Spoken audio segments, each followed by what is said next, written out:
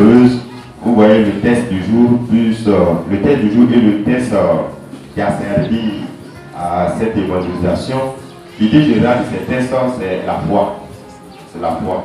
La foi que nous devons avoir en Dieu. Et j'ai l'habitude de vous le dire, de dire à mes chrétiens partout où je suis passé, dit tout ce que nous faisons dans l'église.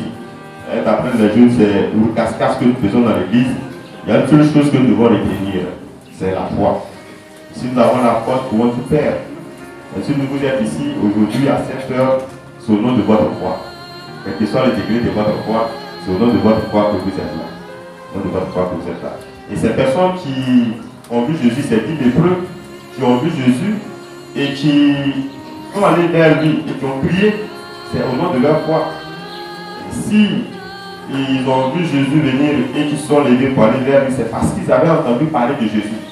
Et ils savaient que Jésus avait fait des miracles. Et ils étaient convaincus qu'en allant vers ce monsieur était capable aussi de faire des miracles pour eux dans leur vie. C'est pour cela que ces 10 personnes-là sont levées pour aller vers Jésus, pour aller à sa rencontre et qui ont prié. On dit qu'ils étaient à distance. Vous savez pourquoi ils étaient à distance? Parce que les lépreux, en ce moment, au temps de Jésus, étaient rejetés de la société.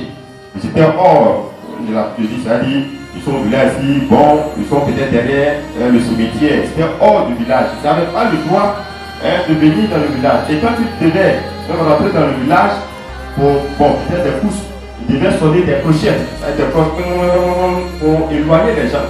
Parce que c'était considéré comme un péché. Et son temps, tout péché était contagieux. Donc s'ils sont malades, c'est parce qu'ils ont péché. Et ce péché-là peut contaminer les autres aussi. Et donc, pour ne pas que les autres soient contaminés, quand ils viennent et Jésus, et ceux qui suivaient Jésus, le texte nous dit quoi? Ils étaient à distance. Et ils ont crié vers Jésus. Et Jésus a entendu les cris. On dit, au vu de ce qui se passait, Jésus s'est arrêté. Il leur a dit, allez-y voir les pères. Les prêtres, vous dites quoi? Vous dites que frères et sœurs, si vous êtes ici, c'est parce que vous aussi, vous avez entendu parler de Jésus. Et vous êtes venus chercher une solution. Solution à votre problème. Ou bien vous êtes venu rendre grâce à Dieu. Vous voyez, souvent ce que nous oublions, nous pensons que quand il y a une journée de prière, d'évangélisation, nous partons pour que Jésus opère un miracle dans notre vie. Non, tu peux venir pour rendre grâce à Dieu pour ce que Jésus a fait pour toi. On ne vient pas forcément pour attendre un miracle de Jésus. On ne vient pas forcément pour que Jésus nous guérisse de notre maladie. Mais on peut venir aussi pour dire merci au Seigneur pour ce que tu as fait pour moi.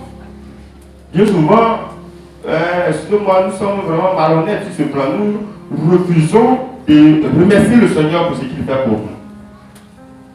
Il faut souvent rendre grâce à Dieu. Il faut souvent dire merci au Seigneur. Comme ce dernier-là qui est venu ce Samaritain pour rendre grâce à Dieu. On dit les revenus, ce n'est pas pour rendre grâce à Dieu. Et à pleine voix crier, il disait merci Seigneur pour ce que tu as fait pour moi. Frères et sœurs, peut-être que nous aussi de temps en temps, nous puissions dire merci au Seigneur pour ce qu'il a fait pour nous. N'attendons pas toujours quelque chose d'extraordinaire du Seigneur, mais dans les petites choses, Dieu nous visite. Et soyons reconnaissants dans ces petites choses-là, ce que Dieu fait pour nous. Soyons reconnaissants et disons merci au Seigneur. Merci au Seigneur pour ses bienfaits. Je voudrais vous dire merci. Merci. Je ne m'attendais pas à ce nombre. Si vous êtes là, ça veut dire que vous avez soif de Jésus. Et cette soif-là qui est en vous. Et vous voulez que cette soif soit comblée. Mais soyez-en sûrs, vous serez comblés.